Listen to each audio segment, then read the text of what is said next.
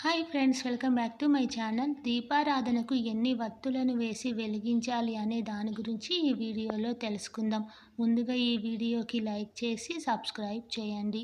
దీపారాధన చేసే ముందుగా ఒక కుంది లేదా ప్రమిదను తీసుకోవాలి.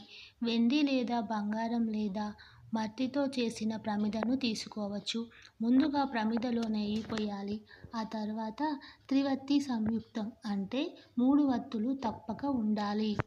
ఆ వత్తులను నెయ్యిలో ముంచి నానిన తర్వాత వాటిని చేతితో ఒకటిగా చేసి దీపమును వెలిగించాలి. అయితే ఈ దీపాన్ని అగ్గిపుల్లతో వెలిగించాలా, అగరబత్తితో వెలిగించాలా లేదా క్రొవ్వొత్తితో వెలిగించాలా అనే సందేహంతో అయోమయంలో పడుతూ ఉంటారు. కానీ శాస్త్రంలో దీపాన్ని వీటితోనే వెలిగించాలి అనే నియమం లేనే లేదు. కనుక అటువంటి సందేహాలన్నీ కేవలం భ్రమ మాత్రమే. కాలానికి, సమయానికి అనుగుణంగా తమకు నచ్చిన వాటితో దీపాన్ని వెలిగించడం ముఖ్యం కానీ దేనితో వెలిగించామనే సందేహం వద్దు. వెలిగే దీపంలో అగ్ని ఎలా ఉన్నా స్వచ్ఛంగానే ఉంటుంది. కనుక భగవంతుడికి ఆ పూజకు ఎటువంటి ఆటంకం కలగదు.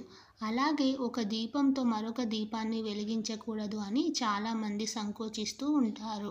అయితే శాస్త్రం ప్రకారం ఒక దీపపు వెలుగు ఎప్పుడు కూడా మరొక దీపపు వెలుగుకు నాంది పలకాలి అనేదే శాస్త్రంలో ఉన్నది. కనుక ఒక దీపాన్ని మరొక దీపంతో వెలిగించడం శుభప్రదం. మన సంపదను ఇతరులకు దానం చేస్తే ఎంత పుణ్యమో అలాగే ఒక దీపపు వెలుగుతో మరొక దీపాన్ని వెలిగించడం కూడా అంతే పుణ్యం కలుగుతుంది. త్రైలోక్యతి మిరాపహం దీపం అంటే త్రిలోకాలలో ఉన్నటువంటి చీకటిని కూడా దూరం చేయగల శక్తి ఉన్న ఈ దీపాన్ని స్వీకరించు అని ఆ భగవంతుడికి ఈ మంగళ దీపాన్ని చూపించాలి. తెలుసుకున్నారు కదా, దీపంలో ఎన్ని వత్తులు వేసి వెలిగించాలి, అలాగే ఒక దీపాన్ని మరొక దీపంతో వెలిగించవచ్చు అని. ఈ వీడియో మీకు నచ్చితే లైక్ చేసి సబ్స్క్రైబ్ చేయండి. Thanks for watching.